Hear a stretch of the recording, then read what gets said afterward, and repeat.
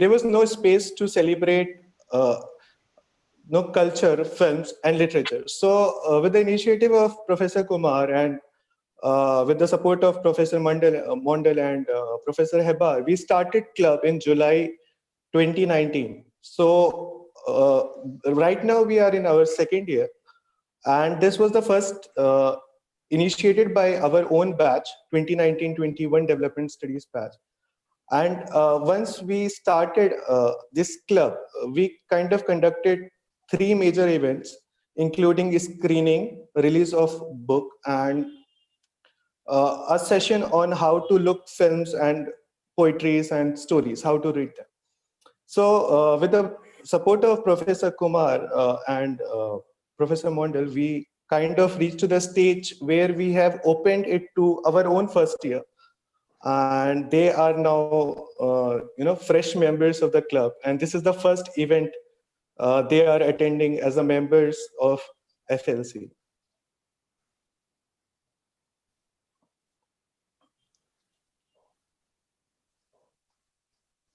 So I think now I will request Professor Mondal to give welcome speech to. Thank you. Oh dear. Thank you. Thank you, Satyam. You gave a very lovely introduction to all the guests, including new students and others who have joined us on joined us live on Facebook and other social media channels. Thank you everyone for watching us. You are watching live Film and Literary Club event 2020, and this is our biggest event during the pandemic. We bring together some of the most sensational writers from different parts of the world. Thank you very much for watching us live. Professor Mondal, please join us and give us a welcome speech. Yeah, thank you very much, Professor Kumar. I mean, it's a huge pleasure to be here, to be able to welcome the international participants to this event of a lot of reading of poems and sections of selections from prose writing and generally discussing the genre of literature. As our dear student Satyam had mentioned to you, the purpose behind the Film and Literary Club was essentially to instigate a process of very sensitive, intuitive thinking with specific reference to development studies. But the idea was to basically spread the wings across the program and go over to the rest of the institute and across the different educational institutions in India. We have been able to organize and hold quite a few very interesting programs whereby novelists, writers, academicians have come and presented their works and interacted very closely with people from outside development studies and all over the institute. And Professor Kumar has been sort of instrumental in spreading the message of this across the literary circles in Mumbai as well as in Delhi, his two major bastions where he sort of has a very good influence. And our dean, Professor Ritambara Hebar, has been very kind enough to facilitate the whole process, and she herself is very much interested in literature. She comes from a very literary background. Her father was a very famous professor from the Jawaharlal Nehru University, and she comes from a region in southern state of Karnataka, which is the hub of the Enlightenment in India, and so she bears with her this sort of interest. Anyway, I mean, we are really looking forward to interacting with all of you from different parts of the world, and I must say that I personally and all of us are delighted that all of you come from regions which are usually not represented in the dominant literary discourse, as it were. We seldom get to hear people who are writing and who are thinking, who are expressing from Liberia, from Mauritius, from Japan and rest of the part of the world.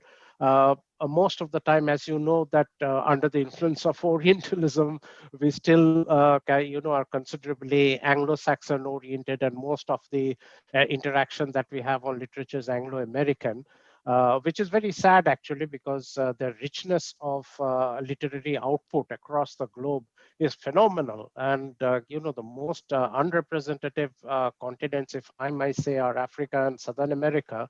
And East Asia is a remarkable omission. I mean, Japan, for instance, which has had such a long and a rich literary tradition, is seldom represented in our circles. And at the same time, a nation like China is always seen as somebody who's at loggerheads with India, whereas their entire literary output is something that is extremely missing.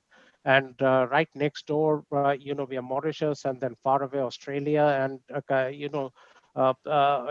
whenever I read about Australia, I am remembered of Neville Shute, and who doesn't remember a town like Alice, novels like that. But it's really wonderful. One of the ideas behind, to be very brief, one of the ideas behind sort of being very happy to welcome you is for the audience to be able to immerse itself in intuitive thinking, in being able to get across directly to experience, which I think is one of the main strong points of literature, especially through poems. Poetry gives us a significant entry into the aesthetic world, and it's something that which gives us an entry into the different aesthetics of different parts of the world. And this is an experience which we really look forward to, especially from the unrepresented regions in literary circles. And as we are very well aware that literature has played such a significant role in the development of thinking. Yes. And if you take a look at once again, I must become a little India centric. If you take a look at the entire process of nationalism in India, the entire decolonization process, literature has been at the forefront. Poems and books and novels and drama and plays, have been at the forefront of the entire sort of anti-colonial mobilization. And it has been at the forefront of developing a sensitivity which we could reasonably represent as Indian today, which sort of accommodates all the fractures that exist in our society. So we are lucky enough to have literature which is able to accommodate all sorts of fissures in our society, and therefore it makes us a little more open to hearing from all of you about the different sensitivities which you have developed in your writings and which you represent to the world across the globe about the sensitivities which are emerging from your own societies. This sense of internationalism, this sense of cosmopolitanism, which is more at the heart of humanity than perhaps liberalism. This cosmopolitanism, this internationalism, more than globalization, is something that is really welcome on a platform like development studies, where we try to develop a body of knowledge and train our students in this spirit. So we might be limited in the literature many a times because of the shortage of time in the type of exposure that we give to them regarding the social, political, and economic developments occurring across the world. But the sense with which we convey to them is basically a sense of openness, of being liberal at heart, of being able to be truly cosmopolitan. And this has helped many of our students to actually travel across the globe. And we really are very much interested in ensuring that our students go on for higher studies and for training into those parts of the world, for instance, from where all of you come from. I mean, once again, because of the dominant discourse, the general tendency of networks is to go over to, to the US or Canada or the UK. But we are desperately trying to encourage students to go over to, other parts of the world where, which perhaps would serve Indian nationhood and nationalism far better than being trapped within the usual colonial, networks or circuits or discourse. So it's against this background that we are extremely happy that you have taken your time, your valuable time. Some of you all are about to. Michelle has just said that she's about to submit a novel, so this is an extremely important time for her, and for her to spend some time with a bunch of guys here in India is we are really grateful. And once again, without spending too much time, most welcome on behalf of the school, on behalf of the Film and Literary Club, on behalf of the dean of the school, and of course, on behalf of Professor Ashwani Kumar, who has been instrumental in getting all of you. Most welcome to the School of Development Studies, to Tata Institute of Social Sciences, to Bombay, and we look forward to having a great session with you. Thank you so much, Professor. Mandalda, I think, Thank you. yeah, a big clap for everyone, from for Mandalda. It's a sublime speech and sublime introduction to what we have been doing in terms of the larger context of democratizing these spaces as well. So thank you very much. Thank you. Thank you very much, Mandalda. Thank you. And I would like to introduce, before we start the proceedings, more lyrical proceedings, what Mandalda hinted at, giving this, Tagore's idea of more lyrical conversation. Before I begin that, I would like to acknowledge the contributions and the support I received from my millennial, friend, sensational millennial writer and traveler around the world, Kiran Bhat. Please welcome Kiran Bhat. Kiran, I would like you to say a few words about how we collaborated and this idea came up, wandering words. Please, Kiran Bhat. Yes, yes. Thank you, Ashwani sir. Thank you, everyone, for coming. I'm strongly appreciative of having all of you here. I am a huge fan of Mumbai. It's one of the cities that is deep in my heart. So I hope someday I can come back to TISS. Ideally, next year I'll come Promise, and see you would. on, and hopefully, like, with some social distance, but still, we'll see. Hopefully, we'll be a little better by then.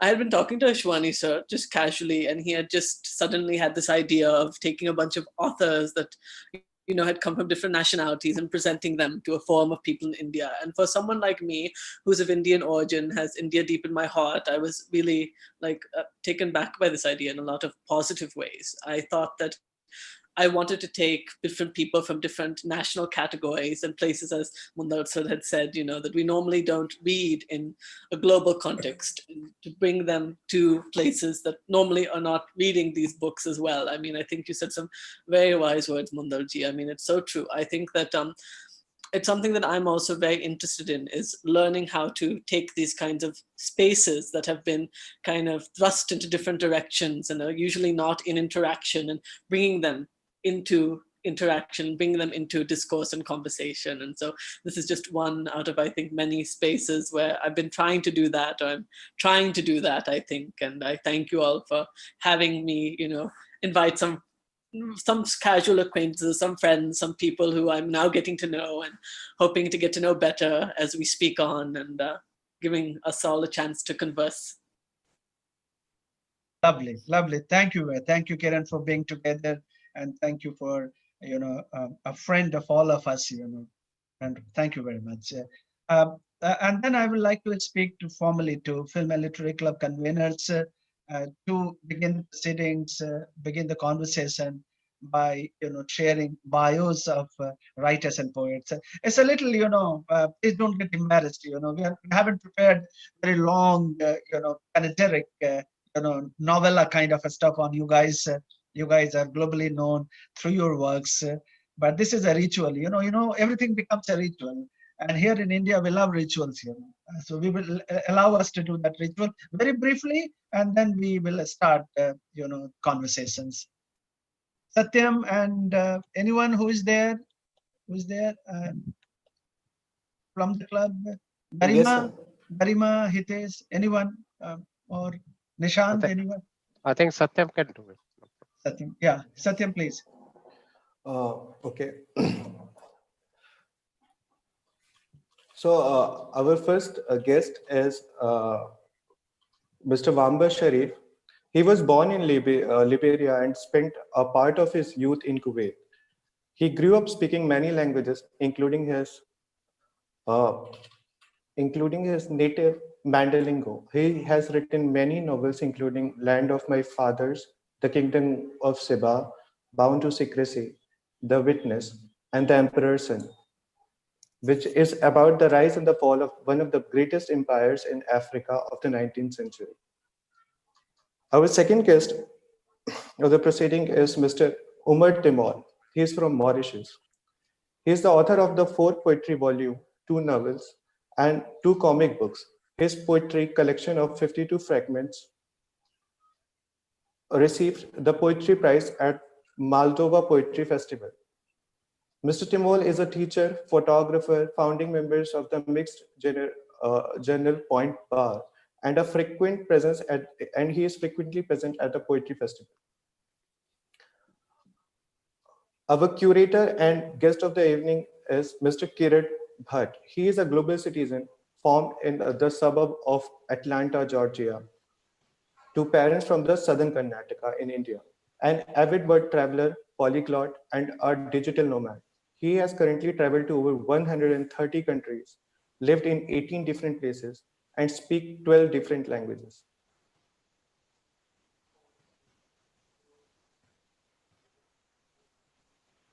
Heart and spirit always remains in Mumbai somehow. He currently lives in Melbourne. Our fourth guest of the evening is Kyoko Yoshida. She is the author of the story collection Disorientalism and Spring Sleepers. Her story appears in the book Actually's Gold Standard 2016, an anthology of the animal fictions and other. With poet Forrest Gardner and playwright Andy Bragan, she has translated Japanese poetries and drama. She teaches at Ritsumeikan University in Kyoto.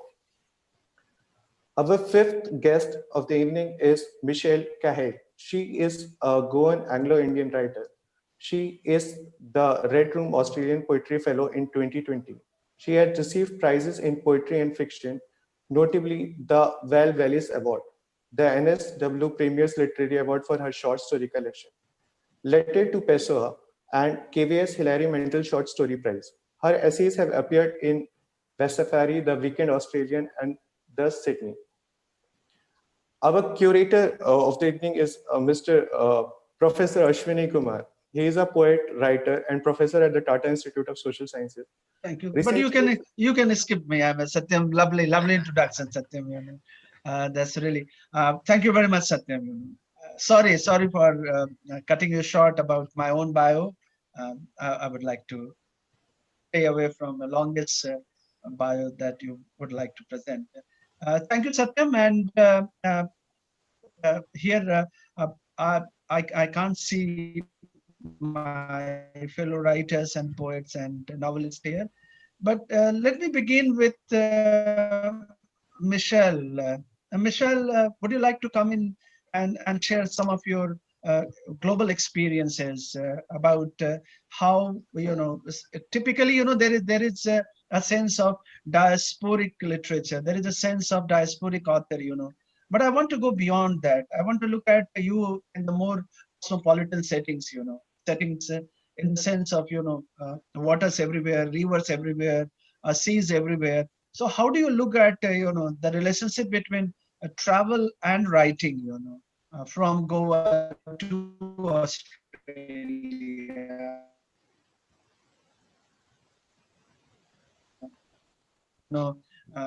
Timor, there is no Vamba. If you would like to come in, please. Because this is the theme of our conversation today, Vamba. Wandering words. And given interesting history of everyone. Umar from Mauritius to France. Studied and coming back. What I hear about Creole language, a more radical subversive language, and Kyoko also, Kiran also. I think, what is this connection between travel and writing, in the global setting, Mm, where you are not citizen of, one country in the yes. in the political sense, but Mhm. you're a citizen of the world. Indeed. Yes, thank you so much, Professor Kumar. I s- I think it was 3 years ago when I visited India for the first time. My first novel, written when I was 25 years old, and that was 20 years ago, was published in Kerala. Lovely. So I was invited to Cushin to promote this novel. I had before that time I was acquainted with the Indian literature. I had read Tagore, I had read Vikram Seth and others. And I grew up in Liberia watching Indian movies. I mean, Oh, lovely, I lovely, can I fantastic. can go on for hours telling you about Amitabh Bachchan and Oh my Sharif God. and all So this. Umar looked like Amitabh Bachchan making that famous entry. Umar, are you listening? You know, Umar. yes. Actually, as a child, it was a habit. Every week, I went to see the Indian cinema. I went to Indian movie. So, I mean, and I know Indian songs. I mean, the movie songs. You know, Kabi Kabi Mere Dil Mein Kaya Lata Yeah, Hai, and beautiful, all beautiful. these songs. You know, so India was like a second country to me. It was like homecoming, and indeed it was confirmed when I got to Kerala. Everywhere I went, I was well received in a way that I had never experienced in my life before. I mean, the hospitality was so great. I mean, I've been writing for more than 20 years now, but the hospitality, the warmth, the wisdom, the experience was, I mean, it was the best I've ever had in my literary career. It was so beautiful, and so we're talking about this universality. We're talking about, uh, this global writing. I mean, a writer belonging to the world. And Yeah, so, I mean, India proved that to me. thank And you. because I grew up, I come from Liberia, and I grew up speaking these different languages. As a result, everywhere I go to West Africa, I mean, I feel I belong there. So this and literature made that possible, and going to India, and it was a kind of confirmation of this universality of human Beautiful. experience, and I've tried to explore that in my work. Wonderful. My first novel was partly set in the United States and in Africa, and telling the story of the return of the freed slaves Wow. after the abolition of slavery in the United States in the 19th century. So it's a novel exploring different spaces and different possibilities. And I felt, because of my background, my beginning, having growing up in this huge family. My mother was a kind of the head of this family of more than 200 people. So yes, so this idea of belonging, not to a particular group of people, but to the world. I mean, I had this from childhood, and I try to express that in my writings. Yes. Lovely, lovely. Vamba, we would return to you and would like to hear a couple of passages from your novel. Maybe perhaps, I was more intrigued about your the latest novel, kind of tracing back and forth the history and the kings and the freed slaves. These are election times also, both in the United States and in my Yeah, home state. And these things have become again very relevant. I indeed. would like to hear, a few words from Kyoko, because between us, there is a Tagore connection. So Kyoko, would you like to say, how travel and literature, impact you in the global context? Kyoko. Yes. Well, I was born and raised in Japan, and my first language is Japanese. But now I write in English in my home country where people actually don't read much in English. So it's almost like, for me, it's most like, you know, that I'm kind of traveling while I'm, you know, here in my home country. But on top of that, different cities around the world is really important in my writing.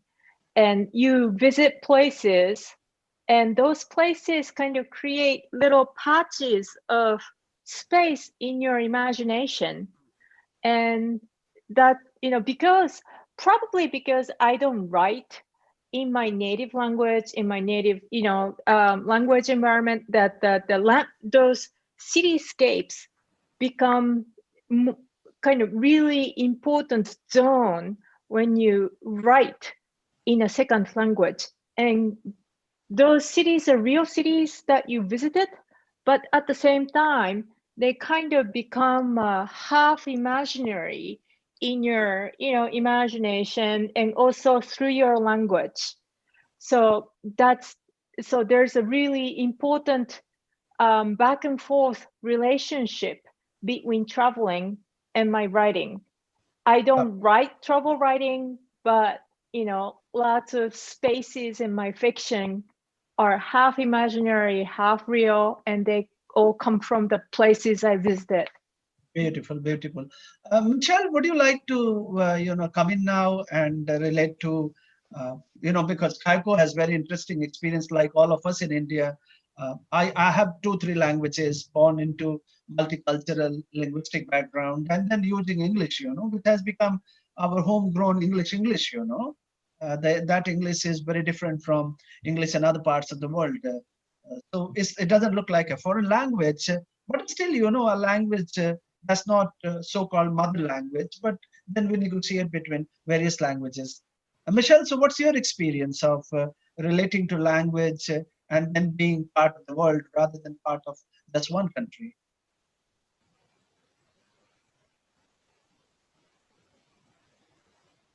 Hello? Missing you. Unmute. I was about to say that. You have to unmute, Michelle. Kiran, I need your help, you know. You are a cube. Yeah, keep reminding. Keep reminding. There. That's fine. Yeah, so I think for me, travel is important, because when I'm traveling, I can see things freshly. It's a bit like, as a writer, everything in your your normal daily routine, it becomes, you take things for granted as a writer. When you're in a new environment, a new place, you're seeing like a child, and that's a freshness that I find I'm always in the writing mode when I'm in a new place. So travel has been a really important part of writing, but also it's just intrinsic to the way that my life is kind of unraveled. You talk, Professor, the professor, sorry, I forgot your name. Ashwani, just call me Ashwani. Professor is, you know, is more hierarchical. You know. Ashwani is fine, Michelle. Ashwani is fine. Yeah. Professor P. Yeah, no. Ashwani is fine. About nationalism in India. Yeah. And you're talking about like nationalism and Indian and so forth. Well, I guess like my background, being Goan Anglo-Indian, it's mixed ancestry, but it's also a product of, on the one hand, Portuguese colonization and British colonization. So my experience is already like coming from a sort of a transnational space, and also wanting to explore how can I narrate that mixed ancestry story, that and as well as the migrant story, but also the story of difference in terms of ancestry. I find it's always moving away from nationalism, actually. So that's a challenge, it's a pressure. And I find that what travel does is that it's like bringing in threads of nationalisms, various cultures, various, I suppose, linguistic pressures into writing, if that makes sense. Yeah, lovely. I think, maybe Umar can say a few things about, when I'm using, Michelle, travel, I'm also using as a metaphor, imaginary, as a writer, as poet. I'm reminded of the great, Latin American writer, Macchiato. Macchiato never traveled out of his room, but he wrote brilliant stuff, on travel, and always he reminded me that, how come, someone who never travels, but still can see the world around. I know a few painters, great painters in Mumbai, who often tell me that, Ashwani, I travel like anything. I travel like mad, Michelle. I live a life out of suitcase. But then, pandemic taught me a lesson. You can't travel, you won't travel, but still, you can meet me on the road. So that's my, probably I'm trying to, probe this issue, that in a global context, how writers, poets, and novelists can, consider this idea metaphorically too.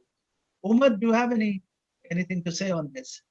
Yeah, I think, well, I live on an island, right? Yeah. And traveling, it's not easy to travel, right? I'll just give you an example. So I'm a French teacher and I teach in high school, and most of my students are from working class background. Like 80% of them have never traveled, right? Yeah.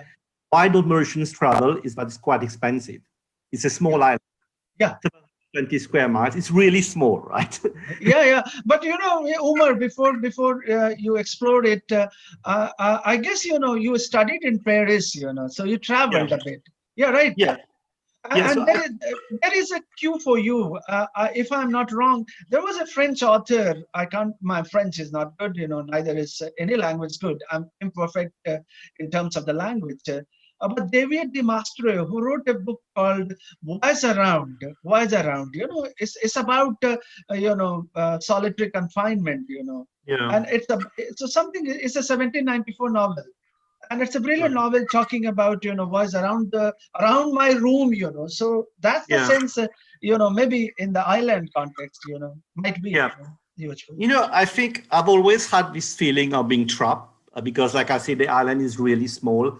And I always say I don't travel, I escape. For me, traveling is about escape from, the kind of actually, I love my country. It's my home. I feel happy here. But at the same time, I have this need to travel like every 3 months, but expensive. So I'm not rich, unfortunately, but I try my best to travel. And actually, I was planning to come to India this year, but because of the virus, I can't travel. So I think traveling is really important to me because, it's like there's this need to explore the world, to meet people. And, if you live in India, for instance, you don't need to have lots of money to go from one place to another. But it's really complex because of the size of the country. So actually, I wrote a short text about this. I'll read it later. But I think this feeling of being trapped, like you said, is solitary and now worse with the virus, right? Because I know I'll have to wait maybe for 2 years before I'll be able to travel again. So in a way, it drives us, I don't know, not every Mauritian, but it drives me a bit crazy. And I think that's one of the reasons why I write, because as a kind of escape from this, the limited borders, horizons of my country. Lovely. Here, I can see in the chat box, there is a very interesting observation by none other than our, brilliant anthropologist and my colleague and friend, Retamra Haber, Professor Haber. This is, I would like Kiran to come in and probe this question, or maybe query, or maybe puzzle. Women have a different experience with travel and residence, Kiran. What is it? Well, to be honest, I'm asking a man, a question, so I'm kind of. I would rather not. I think I'll ask maybe. I'm looking at gender fluidity, Kiran. We can all deal with that issue. I would recommend. Kiran, in one of my poems in Banaras, where I'm half man, half woman, and half I don't know what I am. I'm going to take another question later, but I'll ask Kyoko to question for me if she doesn't mind. Yeah, Or Michelle. Kiran, I would come back to you, but for my audience, and for members of the film club, you stood out, a very intriguing cosmopolitan, given your ability to travel throughout the world, 136 country, amazing, It's like, reading a new Mahabharata or Ramayana on travels, Kiran. B, Kiran, also your unique ability with tongue, so you really challenge us sociologically and aesthetically about the whole idea of translation. I'm just covering. I will come back to translation later part of my conversation, but you are amazing. So how do you deal with, so many languages, including Chinese Mandarin? Well, first of all, How do you travel to these languages? Well, you're asking many questions at once, but I'll try to give a relatively seamless narrative of it. Yeah. Because I learned a lot of these languages living in various different lands. I would spend, say, a half year in Tokyo, I'd spend a year in Shanghai and different places. And from those times, from those experiences, I would make it a point to properly immerse myself in those locations, immerse myself in the sense of I would not hang out with expats, I would not hang out with other foreigners. I would go to like places like in Tokyo, like Asagaya, where usually people are not really that particularly, it's not like places where you see the wide range of foreigners or you're in a more you're in a locale, and I wanted to immerse myself in that locale and talk to the people who are barbers, who are grocers, who are bus drivers, who are just people of the locale, and to immerse myself fully into that condition as one can as a foreigner. And in order to do such things, one has to learn the language, because one cannot do that without their tongue. I learned that living in Spain, because it was in 2011 that I first dislocated myself and left to another country, and it was Spain. And I realized there were all these flamboyant, interesting, exciting people who did not speak a word of English, and they want to speak to me. And I just, I realized, I really like these people. I want to learn to talk to them. So I realized how valuable it is to speak another language, and you get to someone's heart closer when you speak to their language. And over time, I would just immerse myself and go deeper to those languages. And I would get to be, I wouldn't say I'm good at any of them. I'm still learning almost all of them. Even my English is not as good as I'd like it to be. But Kiran, I will come back, and I would like to hear something from you in Chinese Mandarin and translate it into English. Right. Because, given India-Chinese delicate relationship, I want to bring focus on poetry, as a peacemaker, and peacekeeping, may I come back to Michelle? Michelle, I would like. Yeah. I was very, I haven't. Michelle, I looked at, rather briefly, honestly, transparently, your wonderful book, the latest poetry collection, where you are using a lot of, mythic ideas. So, would you like to read something from there, or let's. I would like to hear, poetry or something. You mean Vishwarupa? Vishwarupa. Okay. I didn't have that one with me at the moment. Maybe from other collection. We would like to begin poetry with you. Poetry? Okay. Yeah. I can go downstairs and get the book if you like. I can go downstairs and get the book. I'll be back in 2 minutes. I'll go and get the book.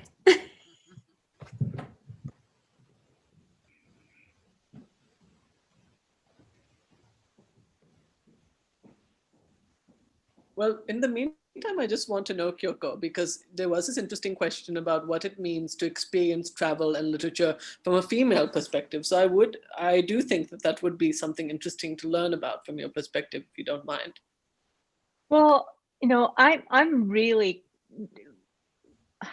footloose person, and I've been traveling. People call me like, the balloon without the thread, just float around. I really like to travel. Traveling is a really important part of me. But like, just like that Miss Heber pointed out, I think that for women it's a different experience. I was thinking like I'm from the southern island of Kyushu, and at some high schools, every high school has a school trip, and I remember when I was a high schooler, both boys and girls had a trip, but at some high schools, only girls have high school trip. And the reason why is that because the women cannot travel once they graduate high school and get married. That was the idea. So high school trip was like their last trip, free trip before they get married, and that was the case even when I was a high schooler. So that was kind of amazing to learn that actually they take high school trips under that assumption. Also, like when you go to like ryokan, kind of Japanese style hotels in Japan, nowadays it's different, but in old days, up until 80s or so, women's bath, so we have this communal bath at ryokan, public bath for men and women, and women's bath were considerably smaller than men's bath because there are fewer women traveling than men. That was the assumption. So there's that, but also like I was thinking of looking at her comment, I was thinking of like picture brides, for instance. Up until 20s, in America, in a Japanese American society, they would take picture brides, and that was a practice in other parts of the world too. Other people than Japanese had that practice as well, but like for women, that was a way to leave their environment and go somewhere. And that's kind of, when you think about it, it's amazing. It often gets criticized as a form of arranged marriage and taking agency out of women, but it's also for women to leave their country and go somewhere else. Women took that option because they wanted some of them wanted adventure. So that was something I was thinking about when she mentioned it.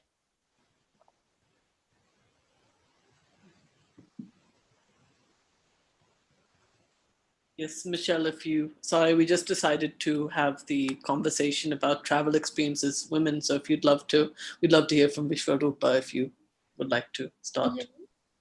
Oh, sure. I will read something from Vishwarupa for sure. Okay, I'm going to read you this poem,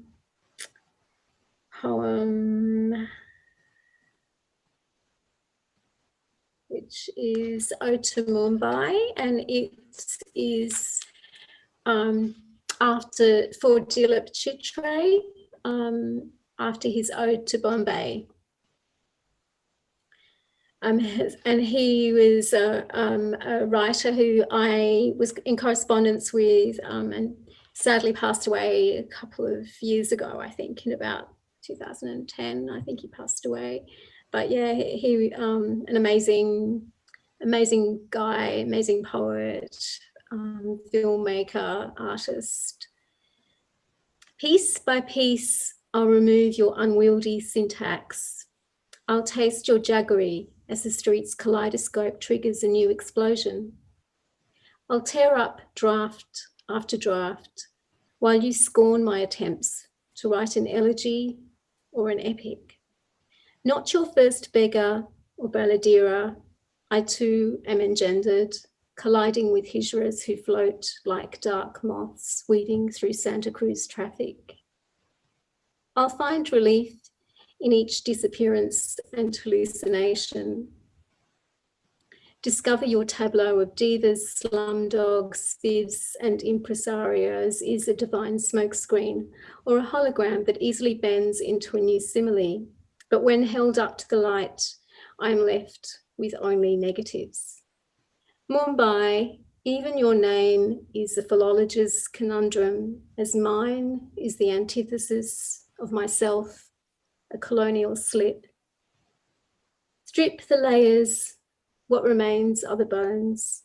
a different grammar for equivalent parts of speech, the same ivory teeth in any caste or creed.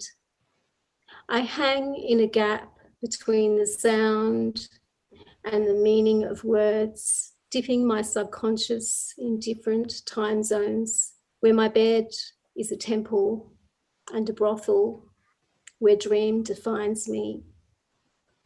Your poem has a history in which my pages are missing. I rise from the poem on a burning ladder of language. Beautiful, beautiful, beautiful. Read one more poem, you know, or maybe from your other collection. Sorry? Read more poem, you know. Shall I guess, read another one? Yeah, please. This is one I like. It's called Diva Loka, and Diva Loka, I think, means place of the god. The road leads us away from the temple of Parvati, from the iris of the spotted hawk, red and gold satin, the smoke of burning dupe and coconut offerings, away from bells touched by the fingers of pilgrims. As we wind across the range down steep hairpin bends, we are losing our mukti, already forgetting what we have left, the Diva Loka. The red dirt crumbling beneath our sandals was the undoing of Nama Rupa, a reminder of Shiva's hip, thrust in Tribanga against the gravity of this place. Beyond us, the peaks of Trisul, Kamat, and Nanda Divai, the Garhwal Himalayas, binding like a white turban, wave after wave of denuded hills and barren ramparts. Blood-coloured as a lotus, the sun descends, setting alight the candles of juniper, sal, and Bojpatra, the sky's oxide, the dust of Dehradun. Each bend in the road is a new discovery, an act of faith. We glue our gaze to what lies ahead, a crossing of cattle, donkeys weary from the day's toil, goats feeding on riverine scrub, children playing cricket, the maids and gopis of some myth or chanda collecting fuel and water, the road workers, constructionists and wielders dressed in thongs and scarves, carrying their hoes, spades, sieves. Soon we'll be back into the town with its car horns, its tinkle of cycles and rickshaws, its smells of oil cake and cardamom. We'll return to the house as vendors close their stalls, as monkeys loping from a telegraph wire cast shadows as a street sweeper burns his rubbish for warmth. I don't know why I like that one, but that's lovely, lovely. I'm like, this is really like traveling, you know, through spaces. I loved it. Love this poem. Beautiful poem. And I would like, you know, Umar. I can say Umar and Satyam is having a conversation parallel between photography and poetry. Umar, would you like to read a couple of poems? You know, we have time. You know. I wrote a short text a few days ago. It's called. I wrote it in French, and I asked mine called Sachedi to translate it to English. Because I'm sorry, Umar, I keep bombarding you these days with my poems, you know. So and Vamba, I'm coming back to you for your new novel. Please, Umar. Yeah. So the title of the text is called, sorry, I have a kind of Creole accent, so I hope you understand my English. No, we have multiple accents, you know, Umar, including my Bihari accent. Yeah, so I wrote it in French, and like I said, a friend of mine translated to English. I read it's called Up Travels, Nostalgia, and Being in a Makaram. So just read it. More than 10 years after her passing, I can still hear my mother's voice. Zubannamakaram, ungrateful lot. My mom used to speak in my native tongue, Creole Mauritian, often infused with words in Urdu, among which the term Namakaram. It is a term that stuck in my mind and which I gladly use jokingly, more often than not, similar to an ingredient that inadvertently spices up a dish. It brings a special kick to a conversation. But my darling daughter Maria recently directed back term to me. Dad, you're in Namakaram. She said it in French. After a lengthy diatribe of mine, another one on my frustration of not being able to travel because of the coronavirus. And she added, you're so exhausting, Dad. You always say the same thing. She caught me unawares, but I have to admit that she's not quite wrong. Since a year now, I have been practicing gratitude. Following a triple bypass surgery, during which I was subsequently told I almost lost my life, I've been trying to integrate gratitude in my life. I've gone back to praying, and I try to carve some time to say thank you daily. Thank you for the joy of being. Thank you for all things, big and small, that I have been blessed with. The sense of gratitude does not come easily to me, as the mechanisms of negativity and dissatisfaction that are etched in me are hard to be subdued. But when it comes to travel, I'm not ashamed one bit to claim loud and clear that I am in Namakaram. I don't hide it. I actually do not have the choice. I'll tell you why. I live on an island, Mauritius. For some, including my Indian friends, it means Bollywood sceneries of stars sashaying on the beautiful beaches. For others, including my French friends, Mauritius is an exotic fantasy, akin to heaven, a place out of this world, in fact. Baudelaire wrote some exquisite verse on my country. Là tout n'est corps des beautés, luxe, calme et volupté. There all is order and beauty, luxury, peace, and pleasure. But for others, that is the majority of earthlings, Mauritius doesn't even exist. They have never even heard about it. My country is neither worthy of praise nor contempt. The worst sits side by side with the best. To be honest, I have a love-hate relationship with it. My roots, which are here, hold me firmly grounded, but at the same time, I am suffocated by its exiguity. It's a tiny island, which can be toured in less than a day, and I feel like a captive within its limits. Hence, this need to travel. In a way, I don't travel, I escape, I run away. It's a legal breakout from the confines of the island. Traveling is primarily frustrating. First, finding the money is never obvious. I'm thankfully invited to festivals from time to time, and the other innumerable formalities, planes that look more and more like sardine cans, tiredness, exhaustion.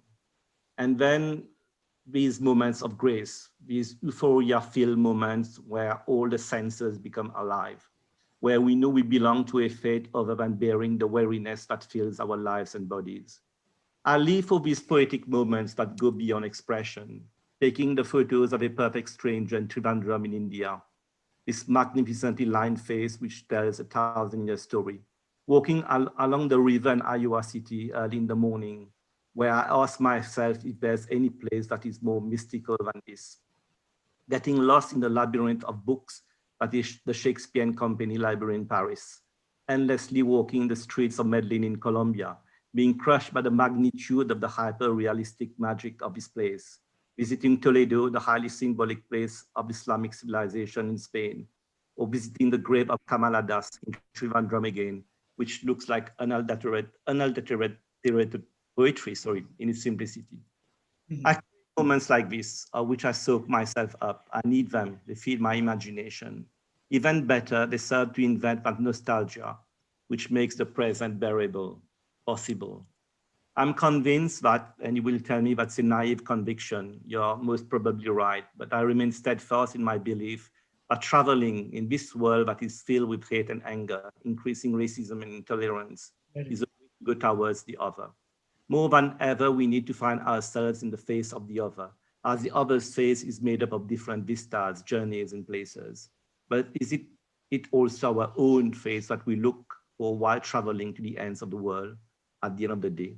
Thus, beyond our motherland, beyond ourselves, we found in the continents of the other our own. And this journey towards the other may be nothing but a journey towards oneself. We need to open our heart to the other, so that the latter can open the doors to the lower brotherhood. Mankind will prevail. And if being in Namakaram is the price to pay to access the plurality of senses, nostalgia, and mankind, I'm ready to pay that price. I'm sorry, ma'am. Thank you. Oh, thank you. Lovely, lovely, fantastic.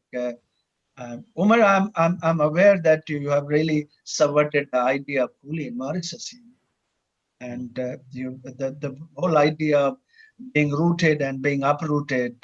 So look forward to hearing more of your works and learning from your works. Vamba, are you ready with your new novel? Please share something from your new Yes. novel. It's actually my first novel, Land of My Fathers. Yep. Yes, I've seen this. Beautiful. Yes. Yeah. And I'm going to read an excerpt. It's about um, the main character, Edward Richards, born in slavery in the United States in the 19th century. And after gaining his freedom, left the United States to reunite with his beloved Charlotte in the new first African Republic, Liberia, founded in 1822. I thought of reading this short fragment, and then from the perspective of this Black man born in the United States, and then reading another short fragment from the perspective of a Black man born and bred in Liberia, but who from a people who with whom the main character Edward Richards became friends. So I want to read from two perspectives. Please, look forward. Yes.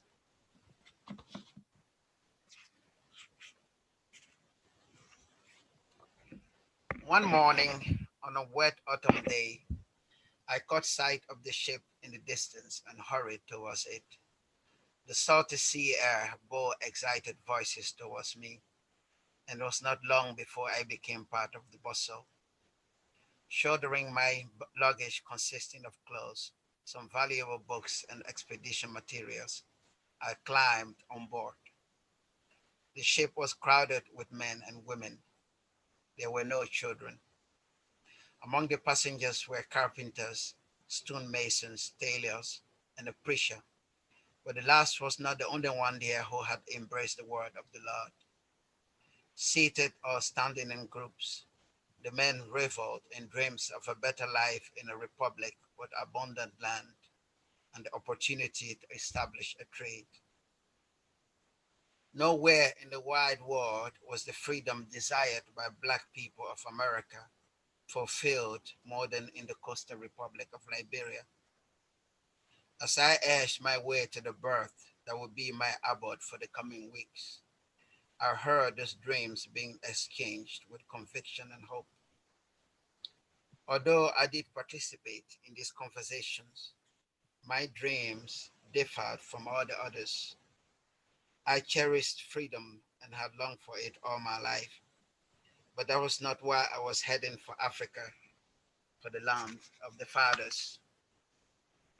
What made me trade America with all its promises for a distant shore was perhaps greater than freedom. The ship set sail out of the crowded dock with the Atlantic winds guiding it. Well-wishers in their dozens waved from the pier, but I chose not to wave back. I was resolved to put America and everything about it behind me and to forge a new beginning for myself. Yet, how could I escape from it all? The fields, the great house, Sarah, and the huge country where I had spent so much of my life. That was the first fragment. Well, beautiful. This fragment is from the perspective of Harley, the African character. Good. I've decided to tell you my story in order to explain the choice I'm about to make, one which will affect the course of our friendship forever. I see no other way. There are no other ways. That he happened to be amongst us here in the forest, far away from America, where you were born and bred, is perhaps as remarkable as the circumstances that led to the man I've become and to the decision I must make.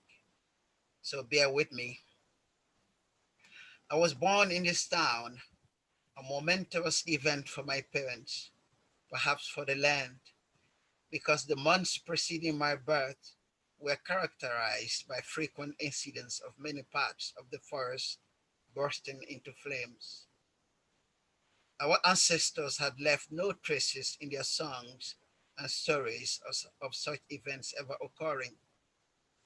Rice fields and vegetables gardens, ripe with the promise of good harvest, will catch fire and burn to the last seed.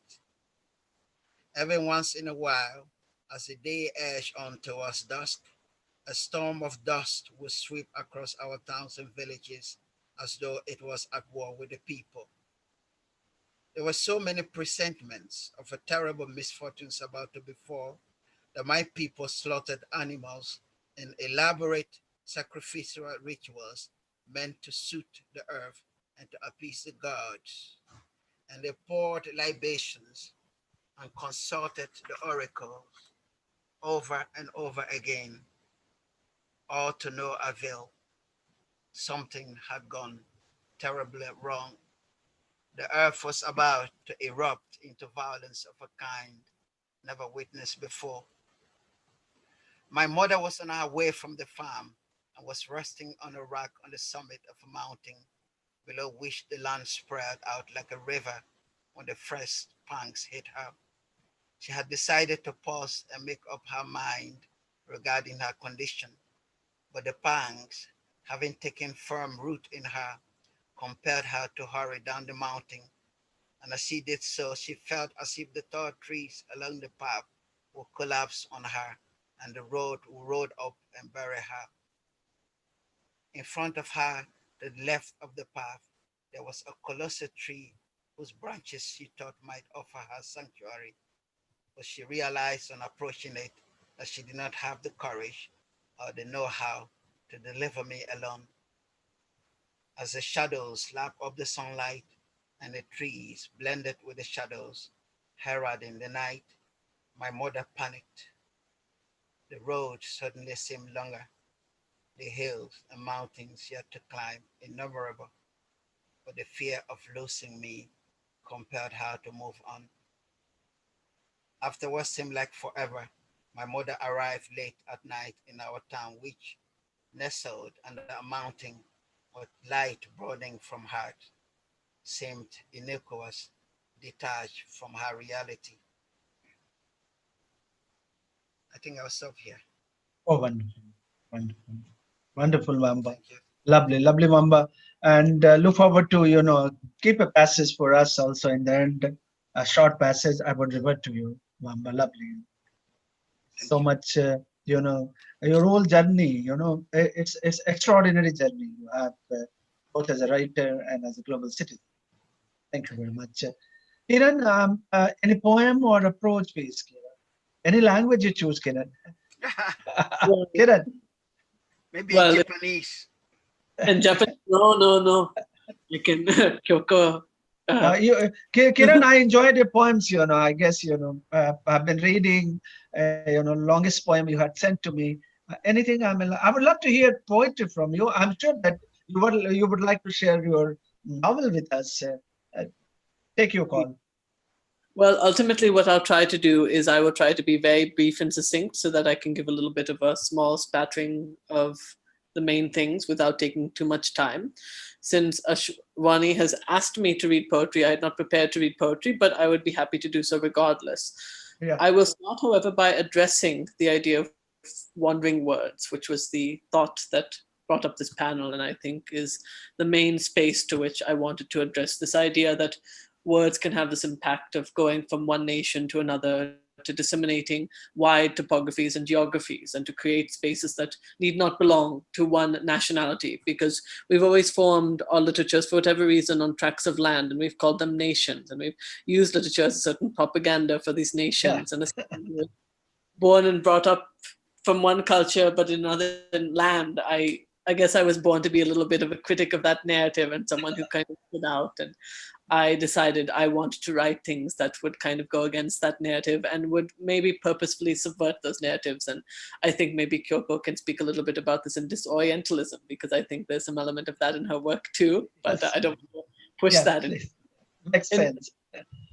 In the context of We of the Forsaken World, however, which is a book that just got released this January, I want to provoke the idea of taking very different landscapes, places that are normally not connected, and connect them to the peripheries of language, create linguistic interludes that would connect people who are normally not from one physical space, and push them into another conversation with another character that is not related of this other landscape. So I created 4 different locations, and I blurred in and out through these 16 different lands, these 16 different characters of these 4 different lands, sorry. So I did that using this sort of poetic interlude. Do you mind, Ashwani, sir, if I share screen maybe? Is that okay? Would I have permission? Nope, it's disabled. That's all right. Well, then maybe I'll show you over here. I just happen to have a copy of the book here. So for example, I would have, there are like 16 vignettes, 16 narratives, and there would be spaces which one person would have his or her story ending, and another space where another person's narrative would be beginning. And they would have a section of collision, a section where the language would intersect and speak to each other, and then blur to the next one. Again, visually, it's something that you would have to see, otherwise it'll just be very confusing if I read it, but I'll just try to read one to make my point clear. And there are 2 places. You have this giant metropolis that has the hyper rich and the hyper poor, and someone who has had a very drunk night out. And then you have this wife of the chief in an isolated village. And these are the 2 narratives that are blurring. Let me try to start a little bit ahead as well. Finally, he agreed to take me. I got in and closed my eyes. As the cab moved through the south suburbs with the skyscraper lights flickering in the distance, I thought about how I was going to do right, how I was going to do something good. And I didn't care how he was going to hear it. I was going to say it out loud, the way a good lullaby gets stuck in your ear and your memory never lets it go. My mother is good people, like the river mist of an early sunrise, like the shove of the sand against my feet. My father is great people, all the shells I was meant to be gifted, all the turtle skin meant for me to eat with him alone. I miss them both. He, the great chief of this tribe and the first of his wives, I, for their sake, I'm going to be good people too. This was meant to be our tale, but ever since our daughter became his 6th wife, he had forgotten me, or pretended to have forgotten me, and not just for many moons, but for almost entire lifetime. It was going to become worse. I'd been outside the wives' tent, gutting the big-mouthed fish for the meal ahead, when the shaman threw black silk powder in a circle outside of the chief's tent, covered the branches of the thatched roof with red berry paste, and shouted that the chief's wife had gone to labor, not that she couldn't be talking about me. A fire was lit on the other side of the chief's tent. The sun blazed through the finger trees until it began to fade, and men and women came out of their tents to warble their tongues to the spirit, play on catskin drums, and dance to the stack of smoke curling their black fingers into the sky. We wives made our own little fire inside the tent and sacrificed the guts of several fish in the hopes that he would have another, and not the son he so wished for. And then it goes on, because it goes on for another 10 pages. That's fantastic, Kiran. But these are these like spaces that caused its dissemination. It reminds me of Homi Bhabha's theory of dissemination, you know. Could you explain that? Yeah, Homi Bhabha. Okay, I know him, but I don't. Yeah, it's ambiguity and different spaces. Kyoko, can we bring in Kyoko, Kiran? Would you like to? Oh, yes, of course. Yeah. Please. Kyoko. Sure. Should I? So I'm reading from the collection Kiran mentioned, Disorientalism. Yep. Yeah. So you know the premise is that lots of stories I write when I was in creative writing workshop in United States, and people expect you to write about Asia. They want to, they approach the text with certain assumptions, and I wanted to, I wanted to tell them false Asian stories, fake Asian stories, and kind of disappoint their expectation that they will be taken to this, the exotic places. The experience of workshopping was wonderful, and the collection is dedicated to the city of Milwaukee, where I spent several years. And this one particular story takes place actually in Milwaukee, but it's a fantastic Milwaukee. I'm going to read the beginning of the story called Mr. Folker. It was when we visited the city in North America whose name sounded similar to milk, or more like Milky Way. Instead, people drank beer there. No, people drank milk, but they preferred squeaky dairy products to the liquid, and beer best of all. Two men ice fishing almost drowned themselves in the lake the day before the ice break they approaching. Everyone we met asked us, why did you come here? Why Milky Way? There's nothing here during the winter. We always replied, well, we didn't mean to. Then people would look hurt a little.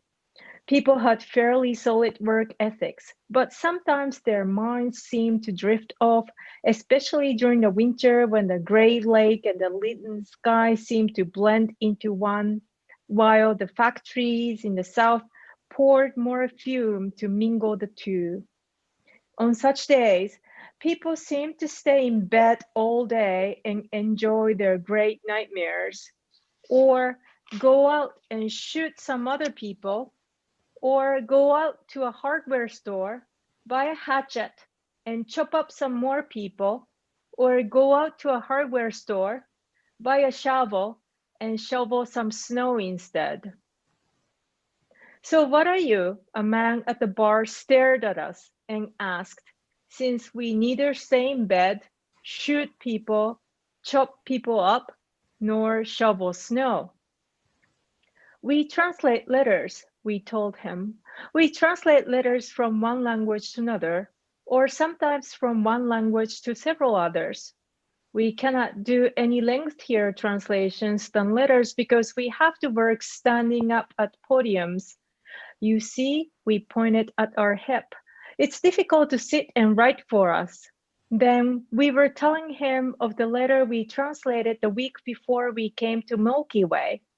A North Korean cabaret owner in Osaka reported the case of 3 Filipino dancers missing.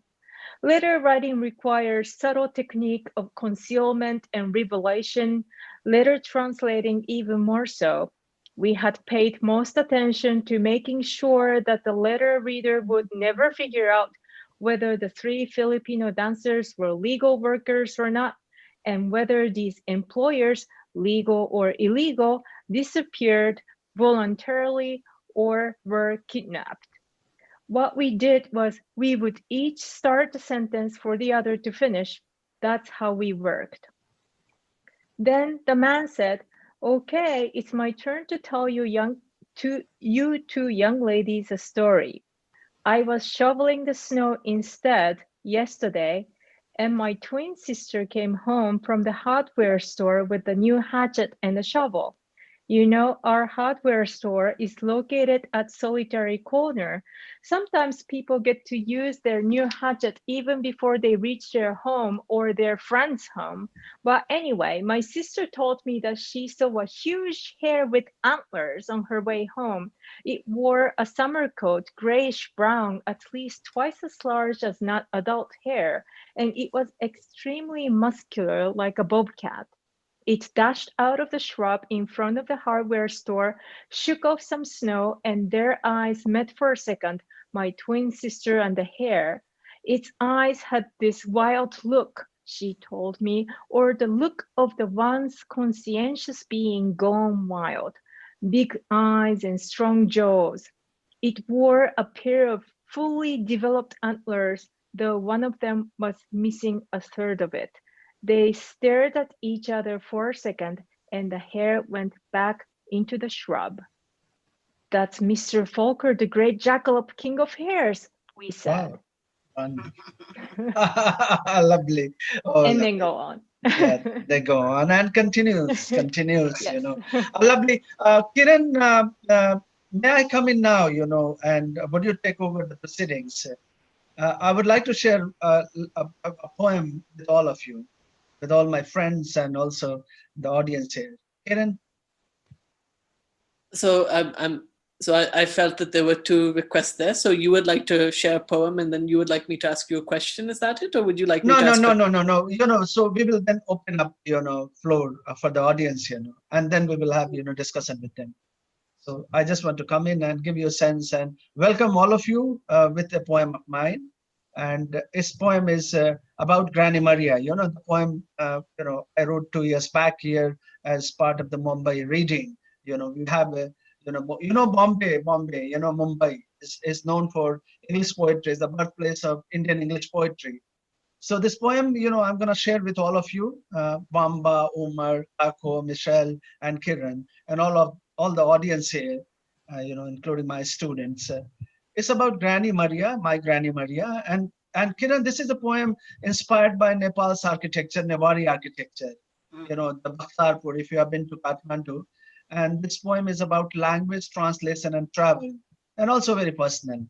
So I'm going to read this poem in an Indian lyrical way, which is kind of my own way of deconstructing Indian English poetry or English poetry at large.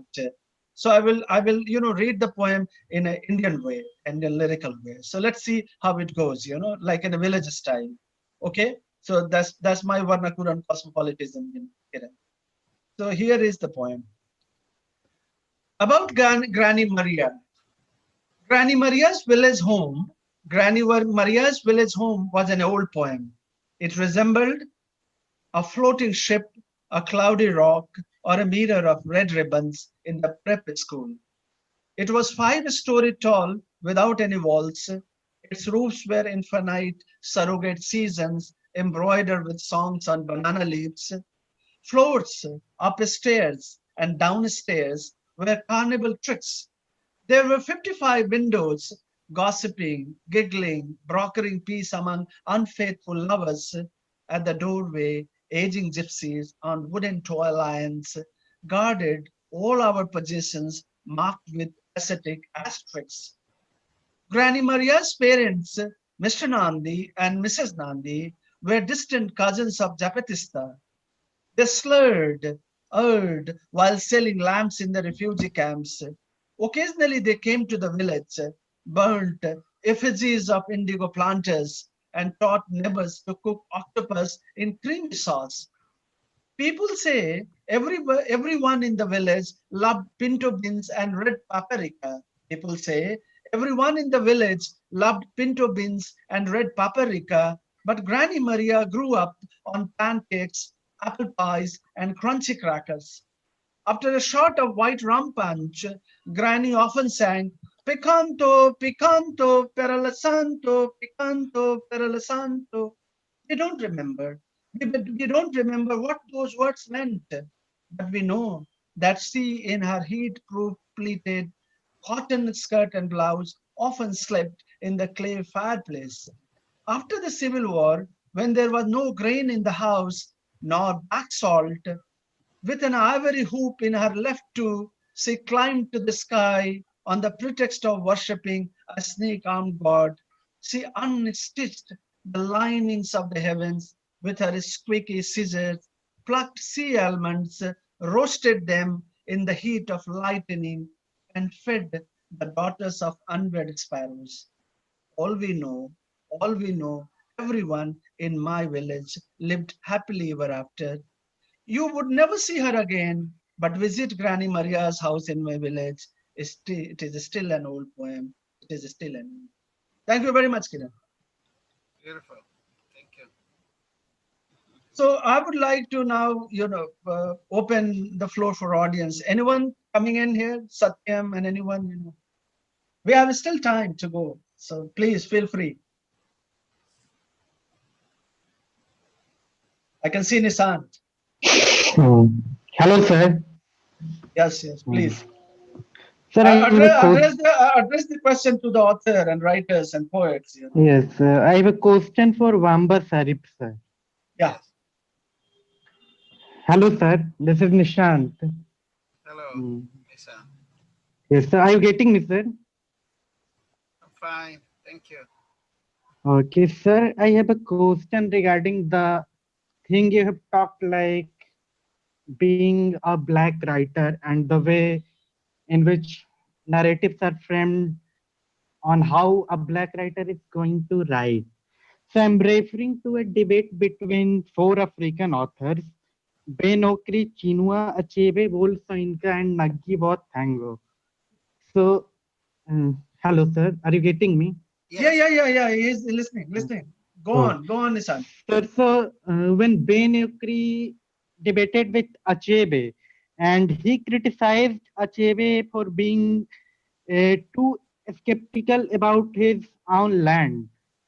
So Ben Okri says that we read James Joyce for beauty and other Western writers for many more things. But when we talk about African and Black writers, we expect that they should write only about poverty or their sufferings. Yes. Because only these things is going to be sold in Western world. And in my context also, in India also, we expect writers coming from Bihar, Uttar Pradesh to write in their provincial language, which we call Anchalik Bhasha, local term. So why is this perception that people belonging to a particular ethnicity should write about only about their own ethnicity? Why should not we broaden our own horizons, sir? Could you please enlighten me? Thank you. Okay. Yes, these are very relevant questions. I think the discussion is say ongoing in Africa concerning the African literature. For whom do we write, and which language should we write? I think Ben Okri's criticism was partly correct in the sense that African writers, people expect certain kind of books from African writers, and if you don't write that particular book, then you're not appreciated. But I have viewed literature as a medium of possibilities. If I read, for example, I read Japanese literature and I appreciate Mishima and appreciate Kawabata. The themes that those writers, for example, explore, Indian writers, Chinese writers, or Japanese writers, of this, if those particular themes are also explored by African writers, then I don't have problem with that, But because African writers have been writing back, it's like what Salman Rushdie said, the empire writes back. We have been trying to rewrite our history, with the colonialism and things and slavery, so readers expect certain kind of books and stories from us. But I think African literature and Black writing have reached a point when those expectations can be exceeded. I mean, I have the freedom to write whatever I want to write right now, because we've already written the stories. We've already written back, yes. So, but I do understand where the sentiment is coming from. And I do understand why it is important for us to write in our own languages and the expectations. I do see that. Beautiful. Lovely. Any other query, any other conversation with writers, from audience? 2 participants I can see. Please go on. Please. Yes. Hello, sir. Am I audible? Yeah, you're audible. Please, everyone is audible. We are all, in pandemic, we have got used to, pandemic effect, Please continue. Yes, sir. My question is in general to all of you. If anyone can ease this out for me, because I also write a little bit. I'm right now in the middle of a very depressing writer's block, and so I would just want to ask any of you, each of you, if possible, how do you tackle this, and how do you come out of it? And I know it is not as objective. What's your name? What's your name? Shashwat. Shashwat, please. I'm coming back. If you're asking about writer's block, you're right. That's the question. Yes. Yes, sir. Yes, sir. Yeah, okay, What is your experience Yeah, and yeah, how I do would, you I would, come I out? would come back. I would come back, but not in my regular professorial role, but more as a writer. I'm gonna post a link also, but I would like anyone, in the link, I have spoken about writer's block, and a lot of writers have spoken about writer's block. But if you read, maybe if you're writing a novel, write a novel titled Writer's Block. Imaginary world. Anyone, I mean, like anyone can Kiran or Umar. I'll say read other writers. I mean, that's the means of trying to go across that block, to overcome it. Read difficult books. Read Tolstoy. Read the Russians, perhaps. It can be very inspirational. I read other writers to be inspired. So it could help. Umar, would you like to say something about this? Yes. I'd like to say two things. Well, I just love reading. I love books and I love words. And, I consider writing to be, I'm not really confident about my writing, actually. So whenever I manage to write something, I consider it to be a miracle. I don't know what happens, how it works. Something comes out and sometimes it's good, sometimes not so good. So I consider writing to be a miracle. But at the same time, I think writing is about discipline. And if you want to become a writer, you should write every day. I mean, I try to write 100 words every day. I try to find time to write. And so I think writing is about discipline and hard work also. You should read a lot and you should write a lot. Some of it will be good, some will be bad, some might be very good. So I think the key, and work hard. Lovely. I'm just adding, even after 32 years of writing, we still get rejected, isn't it, Kumar? Yeah, we do. So anyone, I can, Michelle, what's your take on that? Michelle? Writing. You have been writing for long, Michelle. Beautifully writing. I think there are very young people want to listen, Yeah. I think I agree with Vamba. I think that it's really important to read, really good writers who inspire you, maybe kind of not directly about what the same sort of theme or the same subject that you're writing about, but at different angles to your story. It's really good to read like maybe some post-colonial writers, some modernist writers, some experimental writers of really high caliber that you admire a lot. That's what I do when I'm blocked. But I also want to say another thing, that I actually think as a writer that if you're working on a long project like a novel, you need to expect that there's going to be times when you've got writer's block. And I think it's actually not a bad thing. I think it's I think that there are times when you actually need to go away from the work and just kind of be living your life, not necessarily that close to the text. So a little bit separate from the text and just experiencing more close to reality, and the things will come. Like, don't push it. And I create space around me, mental space, imaginary space, and when I'm not pushing for that story or for that poem or whatever, and then it comes to me, and that's always the best way. So there are times when writer's block is actually just a part of the process. To be a writer, it's not an easy thing, and to write a long work, it's you've got to be prepared for the long haul. It's going to be really tough and hard work. That's what I think. Brilliant. Kyoko, would you like to come in, Kyoko? Very brief. We will have, now like short. I would like to do a short round. Yeah, read dictionary. Take notes. Make a list of words you wish you could use. Beautiful. That's very Japanese, like a minimalism, cubicle, isn't it? Loving it. Any other query? I saw one, query coming up there. Can I see that? Can I hear? Kiran or somebody was raising her hand. Excuse me, sir. Am I audible? Urvi. Urvi, short, brief, we are running out of time and I want to do a short round.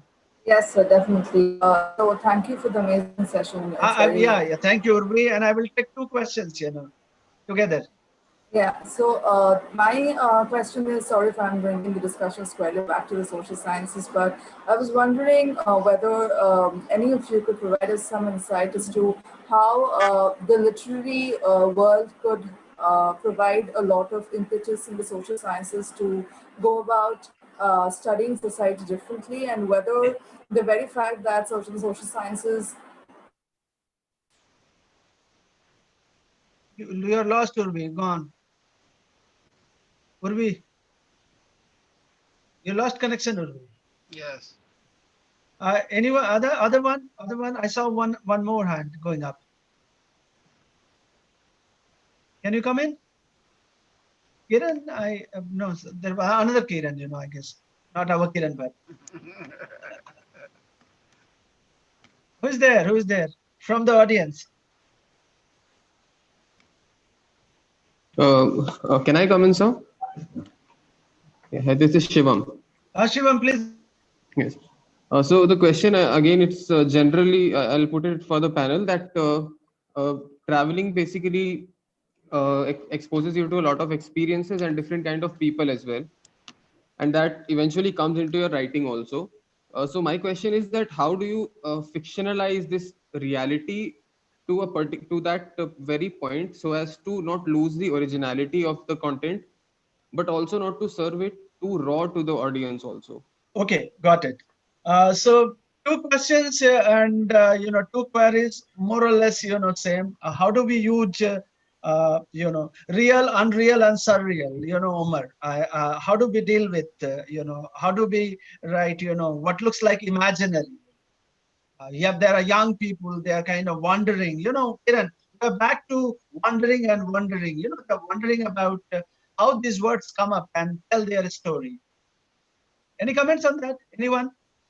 Yes, I'll go if you don't mind, because I actually draw a lot out of that from my own experiences and travel.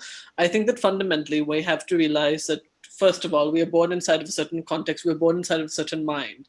I exist in the ethos and the ether of whatever I am created out of. And that includes my life experiences, my shaping environment, my shaping experiences, so on and so forth. And so when I try to connect with another human being from whatever part of the world, whatever, even from similar parts of the world or similar experiences for myself, I will still be dealing with that barrier, that inability or disability to connect. And so that ability or desire to connect or to empathize or to create a moment of meaning or contact with another human being is one of the reasons why we create art, and the art that we create is fiction, literature, poetry. And so when we try to write of another meaning, an existence that is outside of the liminalities of this self, and trying to create a representation of that, we face certain chores, we face certain hassles, we face a lot of difficulties, and we're most likely not going to do as well as we would like. There are certain ways that I think that I have tried in my fiction to do a little better. One is to kind of recognize that I am fundamentally writing for myself, but to be lost in kind of the imagination or the imaginaries of whatever I'm creating, to be fully entrenched in a world and to treat that world and that world building as its own act of art. That if I'm trying to connect to another imagined human or existence, I'm going to do so with full dedication, with full bhakti in a certain way. And I'm going to try to really create the world and the feelings and the emotions around it. And I might just allow myself to be fully lost in that moment, to allow myself to exist and to be just like a child playing endlessly and effortlessly in that space. Beautiful, and of course, beautiful. You really summarized, beautifully, like a child playing up in perhaps in the desert of poetry, a desert of literature. This is like last round, a very short round, Kiran. I would like to inflict on you, all of you. So if you have really very short piece, Omar, I'm really sorry, because we are really already extended our time, and this is a Zoom era, so we are limited. So in the last round, you have almost like a minute. So any short piece, would you like to share? Michelle, would you like to go first, or Umar, or Vamba? Anyone? Yes. I love chaos and anarchy, you know, I love chaos and anarchy. So even in my interactions, you know, I enjoy doing that. You know. Please go on. Shall I read? Okay. Yeah. Yeah. I just say a word, right? You know, 4 years ago, I fell in love with portrait photography. I just love doing portraits. And I was in Iowa City at the International Writing Program 2 years ago. So I did the portrait of every single writer I met. Yep. Yeah. I wrote a short poem about this. I'll just read it. It's called The Echo Voices. It was translated to English by Kate Moser, who's a professor at Mississippi University. The echo of voices. I hear in me the echo of all these voices, which are perhaps only one and only voice.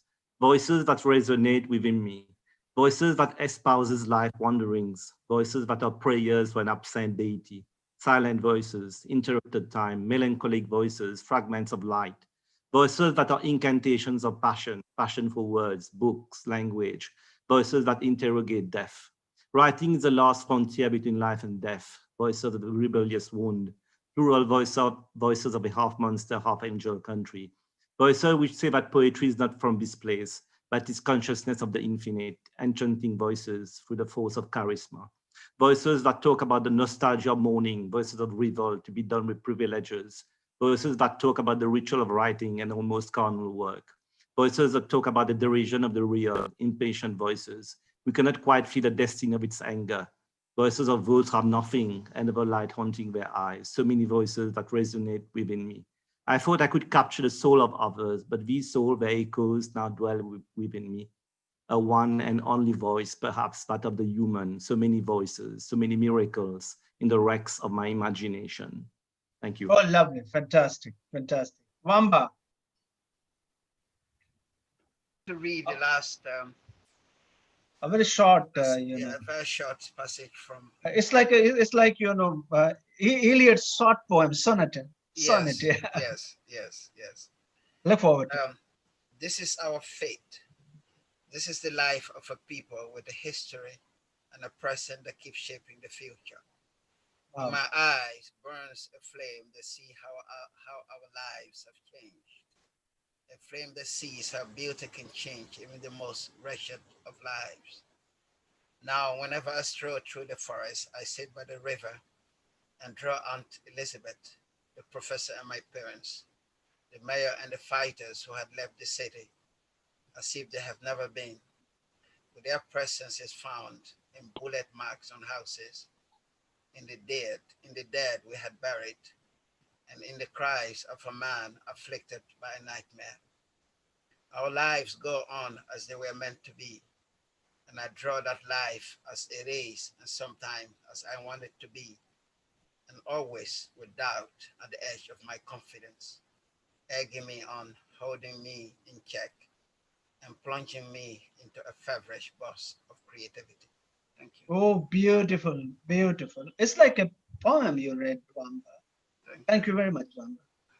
Michelle? Okay. I do write prose as well, but I'm going to read from my book. That's Rupa.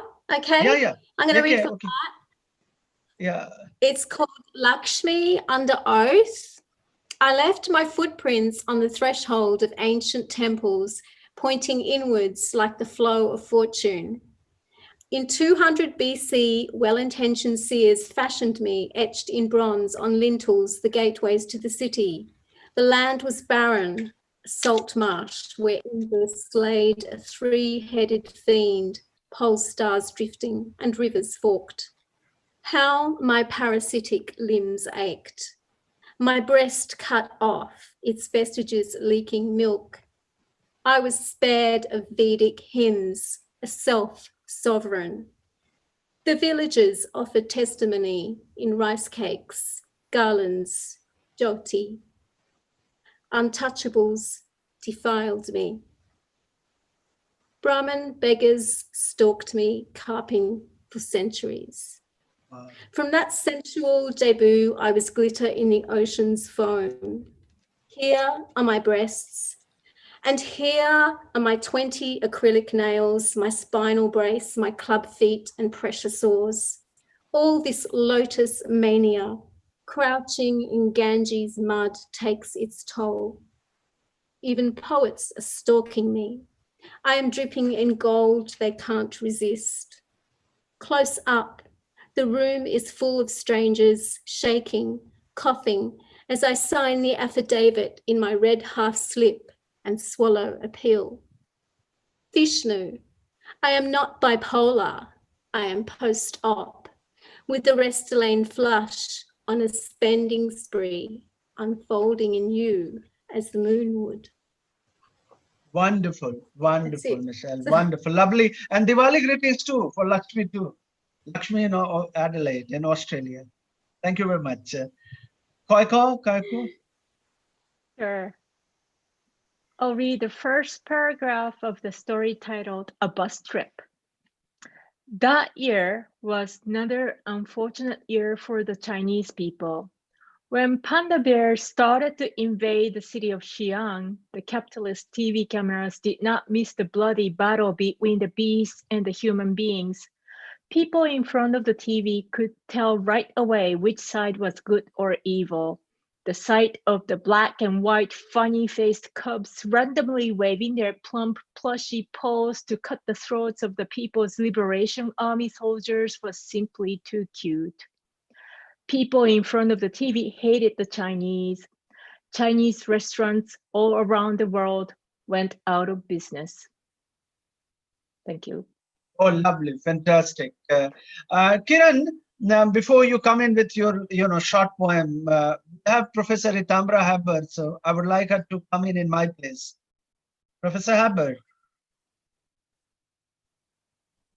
you're listening? I can see Professor Haber around, she was around. Where is she? Hello, namaskar. Nice to see Namaskar. Yeah, hello everyone, and this is really embarrassing. Ashwani, I was totally enjoying the session. No. But you know that, my other, kind of, coming up shortly, so I would be taking leave. But before you say a few words and then Kiran, and so that we can close this event. No, I first of all, I'm absolutely I'm mesmerized by this sort of event. It's much more than I expected, and I want to thank all the guests for making our evening so wonderful. Saturday evening, well spent. I have lovely friends, Ritambra, all over the world. Yes, I can see that. Yeah. So we started with wandering, and then we went into words, and the wandering words have actually allowed us to actually meet at one point, and all of us actually are able to converse across these sort of cultural so-called divides, and very powerful, very moving, very intimate narrations, and it's really touched one's soul. And one of the things that comes out quite clearly, and it's very elevating to be in such company, and it's actually gives you goosebumps, and I just feel that it also shows, I think what also gets reflected in your writings and all of your writings is not just sheer intellect and literary prowess and all of that, but I think just what wonderful souls you are, and you're out there to find your souls, and I think you're also touching multiple souls in the process, and thank you for that, really. Beautifully said. It's been wonderful, and I wish we can meet in person soon. Yeah, we will do that. Vamba, I'm buying tickets for everyone. Michelle, Vamba, Kyoko, Kiran, I'm buying tickets for everyone next year. Yes, that would be really, really great. Kiran, please come in with a really, really short poem. Well, since Heber ma'am has already spoken. Yeah. Of whatever poetry everyone was reading, maybe instead I'll just take some time to thank everyone for coming. Thank you, Kyoko and Vamba and Michelle and Umar for coming and reading. And I think that we still are finding ways to wander. We're still learning how to wander. And I'm definitely trying to work on those projects. And I look forward to seeing yours as well as they matriculate and reach higher levels of artistry. So thank you for coming. Wonderful. Thank you. And let me conclude now here on behalf of School of Developmental Studies and also on behalf of Film and Literary Club, Professor Mondal, Professor Ritambra Haber, and all student conveners, those beautiful souls, in gratitude of all my friends, Umar, Vamba, Kyoko, Michelle, Kiran, I'm really grateful. I mean, there is nothing else I can offer to you except my gratitude. And forgive me if I've done anything wrong. Forgive me all my sins. Forgive my poetry, but remember us. Keep us in your heart. Thank you very much. And keep my Auntie Thank Maria you in so heart. much. Thank Thank you. Thank you, lovely. Thank you very much. Bye-bye. We will upload, the YouTube also. We will share with you, and we will come back to you. And stay connected to us. We will keep you updated about our activities and about our readings. Please support our film and literary club. Thank you very much once again. Thank you, Professor Mondal, Professor Hubbard, and everyone once again. Ashwini, And, no formalities. I mean, no it's all because formalities. of you. Actually, I must tell everyone that the force behind this entire sort of event, as well as this entire initiative, is Professor. Umar, don't believe her. She's my sister. No, She's no, my no. cousin. She has a Dutch connection. Vamba. She has a Dutch connection. She has a great colonial Dutch and French connection. No, nothing like that. Oh, my friend, Michelle. Where is Michelle? Is there? Michelle, I can't see. Kyoko, I can't see you. Oh, lovely, lovely. Thank you. I'm here. We are gonna post and circulate your brochure, your writings, and your books. Wonderful. Thank you. Very much. Thank you so much. Thank you so much. Bye-bye. Bye-bye. Take care. Bye-bye. I think Ashwini, you should just close the meeting. Okay.